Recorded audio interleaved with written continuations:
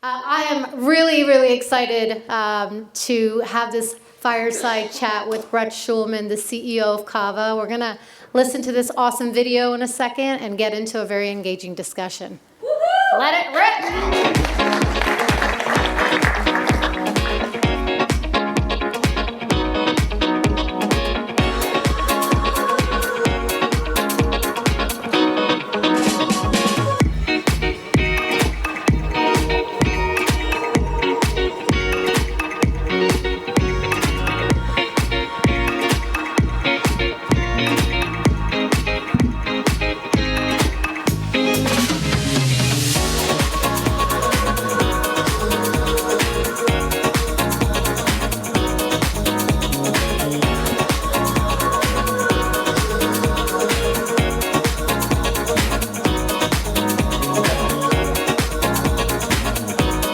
I know it's lunchtime. How many of you guys are hungry? It looks yummy, doesn't it? Raise your hand if you've been to Cava. Woo! Bringing Mediterranean unleashed into the community all around America and beyond, I'm sure. So I am honored and privileged to have this fireside chat with the CEO of Cava, Brett Schulman, a local icon. Mayor Bowser already told you he is the #1 CEO in the Washington area. Can we give a big round of applause to Brett? Thank you. So what I'm excited to do is kind of walk you through the journey. I don't know if you guys know, but their company just went public just a few months back, and that is a huge milestone. But it's been a journey, right? Yes, very much so. So Brett and I had a chance to chat a few days ago before he went to celebrate his 21st wedding anniversary with his beautiful wife, which is exciting. But you shared with me that you had a corporate career first, right? Could you maybe share the journey, because there are a lot of aspiring entrepreneurs in here, around how you made that leap to start the conversation? Yeah, well, first, thank you for having me, and it's great to be with this group this morning. You know, it's easy to be in the bleachers and opine on businesses and startups, but it takes a tremendous amount of courage to get into the arena and actually start something. So credit to this group here. A little bit parallels of what Seth was talking about this morning. I started in finance about 10 years out of college. And I'm going to age myself. If anybody remembers the old Dunkin' Donuts commercial, the time to make the donuts? Yes. And that felt like my day. Every day I was going through the motions. And it was, it was a good income, but I was feeling very unfulfilled personally. And it kind of came to a head when my wife of 21 years at the time said to me, I really don't like Sundays at 6 o'clock. And I said, what do you mean? She said, well, I can tell you're getting in a bad mood because you're thinking about getting up for work tomorrow. And I said, you're right. That's no way to live. Yeah. And so she was also thinking about taking the entrepreneurial leap. She was in institutional financial sales. And so I really, thought about, hey, I'm in this place for a point in time. What impact am I making? I wanted to build, create, have a positive impact more than I was having. So that really manifested originally with my wife had taught me how to eat a lot healthier and what was on the high fructose corn syrup in the back of my barbecue sauce bottle. Yeah. And started to work on a natural snack food products company. And I was helping on the side, and it got traction. We literally went to the local Whole Foods buyer with a baggie of mocked up samples, and fortunate enough to get accepted. And then we worked through our network and had a contact at Walmart and got into Sam's Club. And so that business got traction. We didn't take salaries for 2 years. We were really important to hear. They didn't take salaries for 2 years. We had saved up money to make this entrepreneurial leap. And that business got traction, so I became the de facto chief operating officer. I handled all of our co-manufacturing and logistics. And the metaphor I like to use in that business was it was like pushing a boulder up a hill. It never had a lot of momentum. It was an okay product. I don't think we effectively communicated the brand. We got pretty good distribution. We raised some capital. The business wound up getting sold to Utz, the potato chip company. It wasn't by any means a successful exit. We didn't make much money out of it at all, but I learned a tremendous amount. And before we sold it, we had brought on a gentleman to be our CEO who had been one of the founders at a company called Izzy Beverage, which was, if you remember back in the day, bought by Pepsi. Yep. He had worked at Power Bar, so he had industry expertise. I learned a ton about consumer packaged goods from him. And I had agreed to, we had disagreed on some of the strategic direction. My wife stayed on in the business. I had agreed that I was going to start looking for other opportunities. We were going to recruit someone to take over my day-to-day duties. And that is when fate would have it. A friend of mine from college, she called me and said, hey, you got a minute? I said, sure. She said, I know you're working on products. You sell into Whole Foods. My cousin has this restaurant called Cava. Have you ever heard of it? And this was back in 2009. And I was like, I think so. She's like, well, they partnered with a customer to sell the dips and spreads they serve in the restaurant in a couple local Whole Foods. I said, yeah, we actually have the hummus in our refrigerator.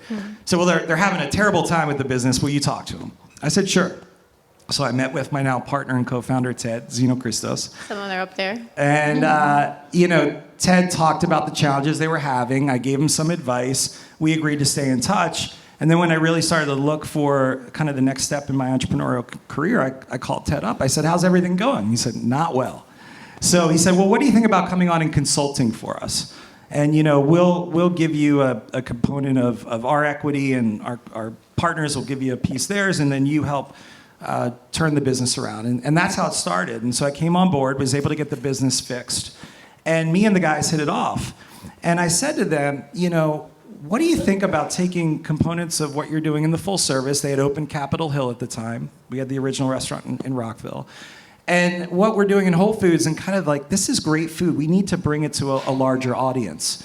How do we, bring it to the masses, this unique cuisine where taste and health unite? And Chef Dimitri said, I actually have this express menu, and it's more like the street food we get when we visit our families in Greece, but I love this idea. And so we started to work on it, and then the guys came to me and said, well, Brett, why don't you just become our fourth partner?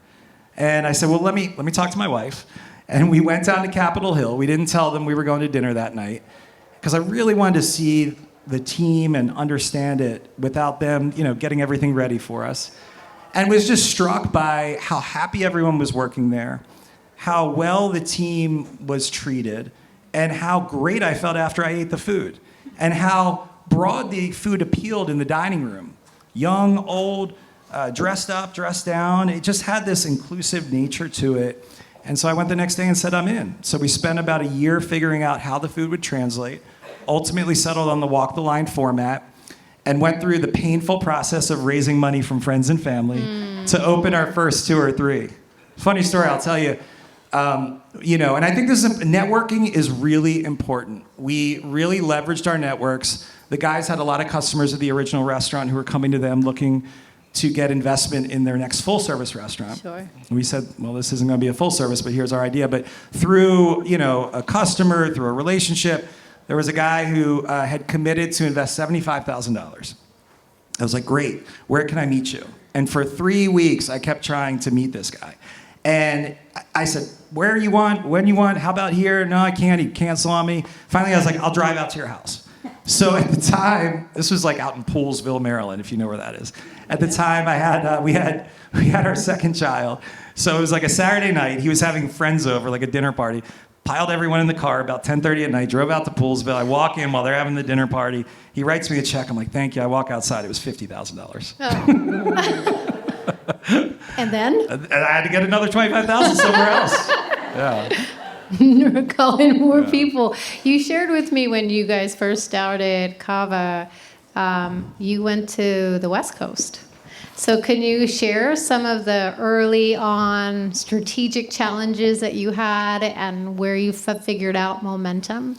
Yeah, I think one of the themes earlier was bold decisions. And I think that's been in our DNA from day one. Now, those bold decisions have often led to near-death experiences. We had the brilliant idea. At the time, we have a manufacturing facility in Laurel, Maryland. We produce all of our dips and spreads.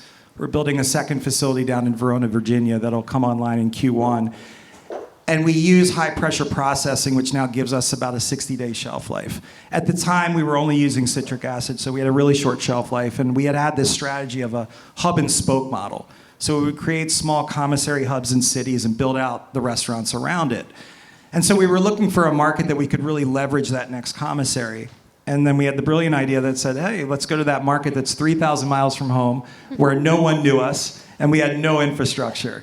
So, very quickly we realized that we had bitten off a little more than we could chew.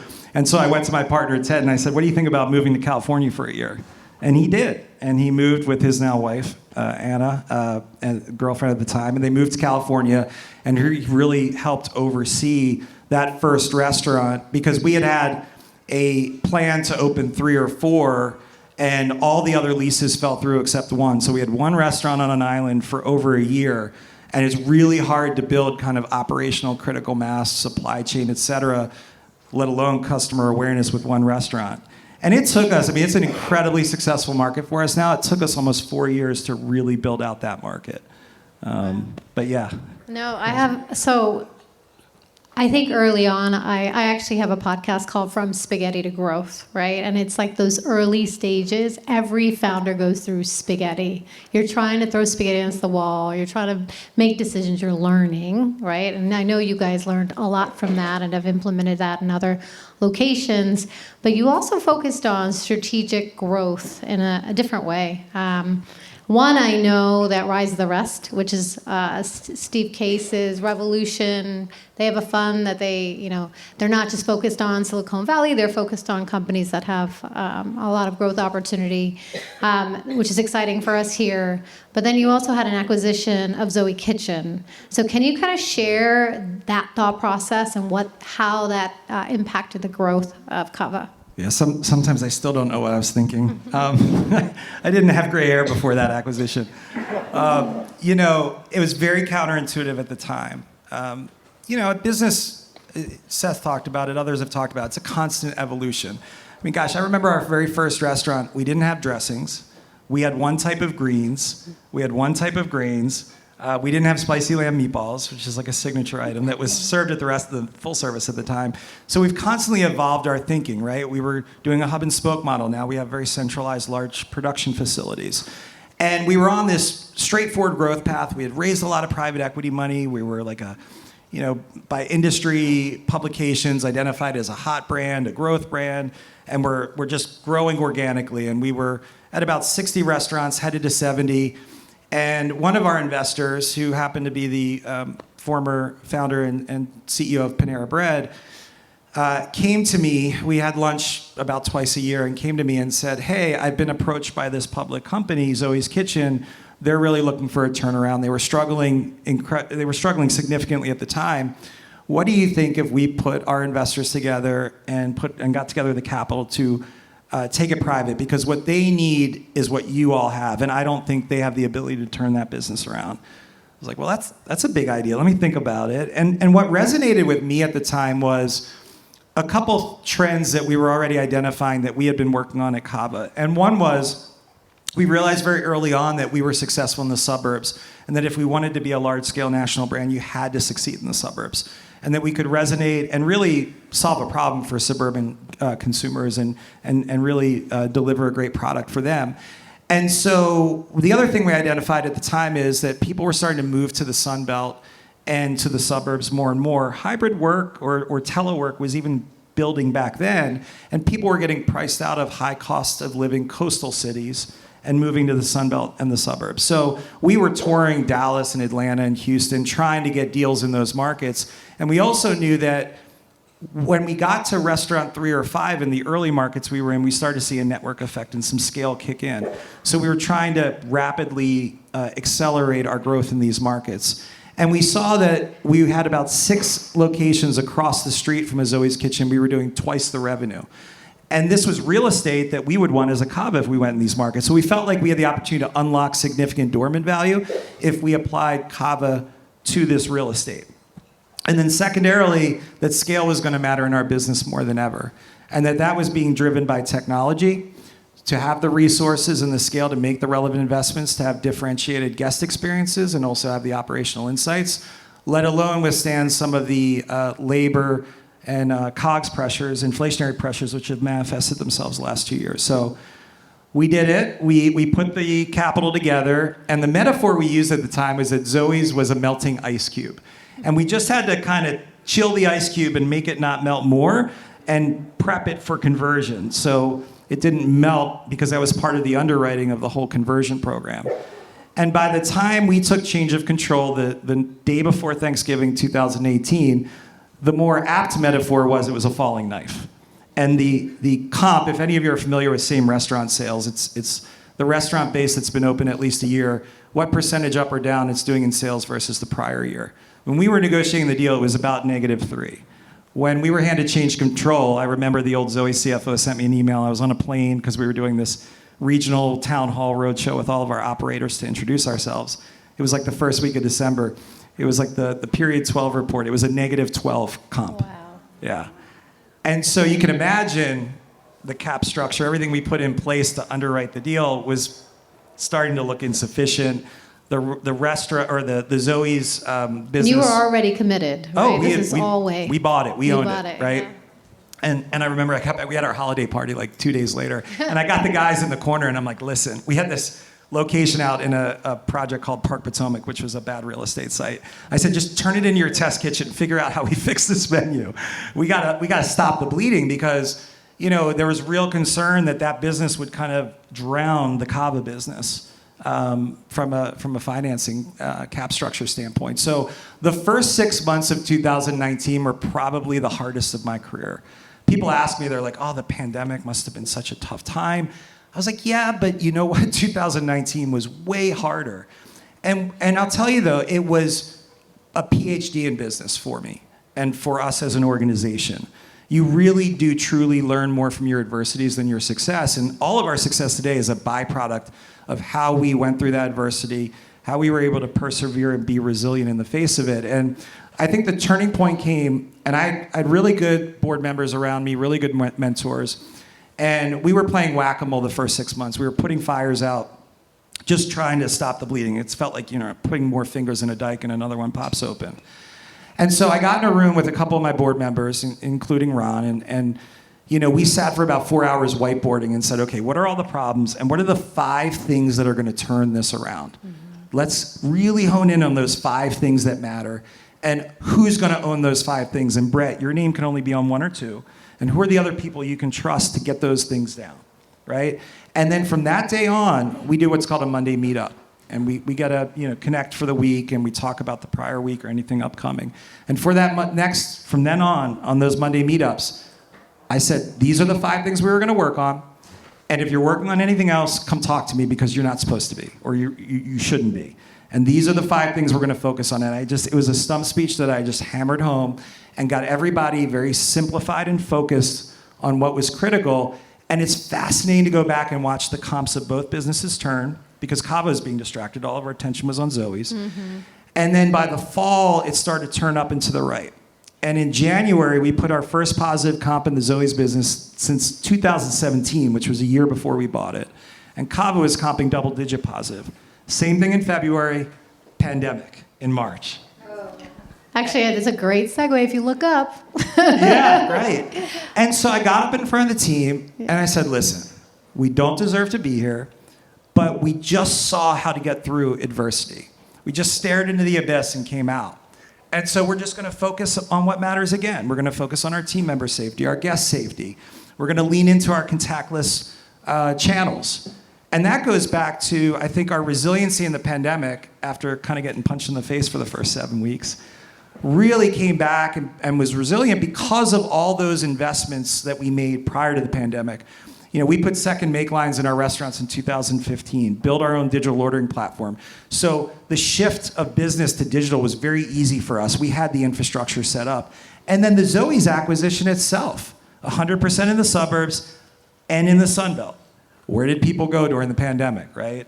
And then in the Sun Belt, they didn't quite have COVID like we had it up here. There's so much to unpack in what you said. First of all, you took major bold moves.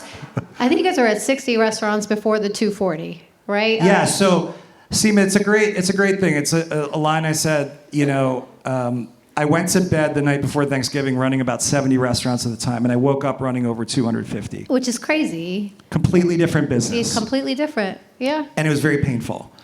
I learned a lot, right? And you had an organization at Zoe's, I think, that they had a reduction in force that spring. They had really low morale.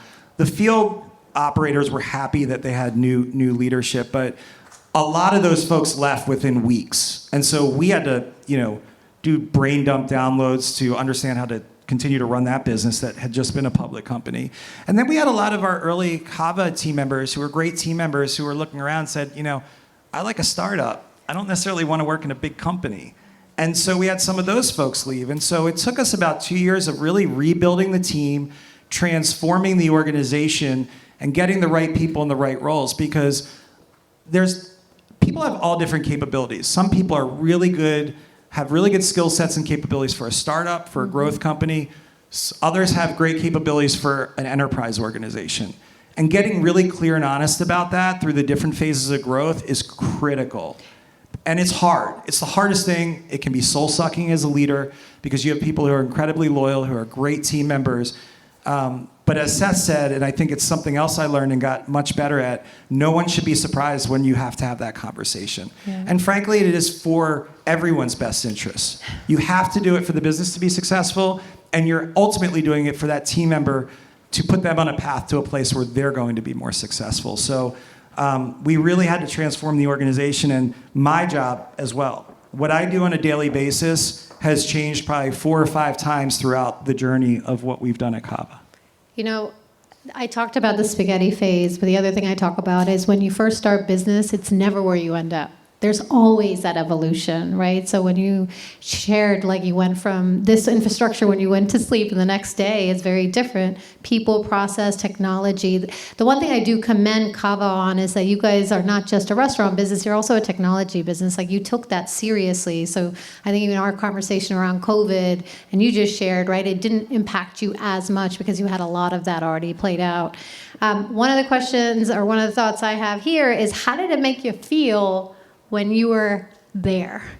So this a big move right here. We're talking about bold moves at the New York Stock Exchange, right? It was an amazing day. I'm often accused of, especially by my kids, like not stopping and smelling the roses enough. But I really got to do it this day, and it was awesome. Look, our mission is to bring heart, health, and humanity to food, and we really tried to bring it to that day and that event. We had 200 team members with us. We had general managers who had been with us for 8 or 10 years on the exchange floor, never dreamed of experiencing something like that. And then having my family on the podium. I give credit to Lynn, the president of the exchange. She was phenomenal. They have very strict guidelines, and I will deny that I ever said this, if any of you attribute this to me.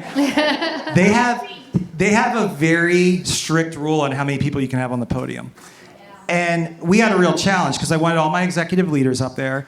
I wanted my co-founders and myself and our wives, who have been incredible supporters, and counsel, as Seth said, counsel, consigliere, rocks, foundations of us being able to do what we did. And I really wanted my children there. They have been with me through this. They've often felt my burden of this, but the numbers were more than what was allowed. And so I went to my kids and I said, listen, only one of you can be on the podium. And, we have 2 girls and a boy and a little guy. And the girls are like, we'll let Luke, the little guy, go up on the podium. It's fine. We'll stand in the front in the audience. And I thank them. And then we're at we do this breakfast and we give speeches to the team and up in a conference room. And then we head down to the podium. And as we're walking down, Lynn's with us and she's walking with me and my family, and the girls stop and she goes, what's going on? Why aren't they coming? He said, well, Lynn, we don't have enough room. You guys said, she looks, she goes, I'm a mom. Tell them to come on. Yes. Yeah. That's the power of a mother. Yeah. Hello. You're like, look, my younger one is sitting right here. My older one is playing with AV up there. She's the one moving. Yeah. I mean, it's a family affair, right? To have everybody up on the podium was such a special moment. But as I said to the team the night before, and I preach to them now, it wasn't the destination, it's the beginning of the next chapter of our journey. And that's the reason we felt good about going public. Is it wasn't a moment in time, a liquidity event, or the end of the journey. It was going to be the beginning of the next chapter of what we want to do. Amazing. I have 2 quick things. Please share. There are people in this room that are aspiring, that are growing. What is something, Brett, that you want everyone to know right here? And I know we could talk forever. So, Well, if it was that easy, everybody would do it, right? 90% fail. And there's nothing wrong with failure. I would say our first business was somewhat of a failure. I mean, look, it went for 7 years. We had an exit, but it wasn't a success by any means. But I wouldn't be here and I wouldn't be there if I didn't live through that. And I think, again, you learn so much through your challenges. And I think the other thing is emotional resiliency and agility are a couple competencies that are critical in today's world. The world is moving faster than ever. It's noisier than ever. It can be overwhelming at times, especially as we've seen the last 2 weeks. And making sure that you make your place of work very driven on the purpose you're setting out, right? I talked about our mission. It's our guiding light and our values, and getting everyone organized around that. Because to me, I think work-life balance is a bogus term. Yeah. I've always preached this.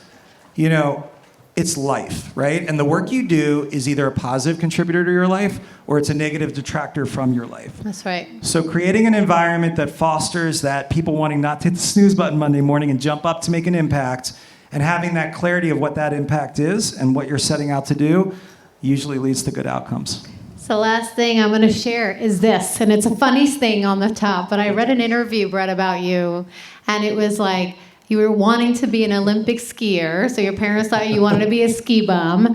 You love hiking trails. This is a real people, like we're real, like CEOs are real people too, right? And I want you to show this. I think Radiohead is your favorite band. Yeah, Is that right? yeah, right? yeah. Hawaii, the Big Island, your Rose's luxury restaurant is his favorite restaurant in the DMV. He's a fellow Terp. Woo-hoo! Let's go.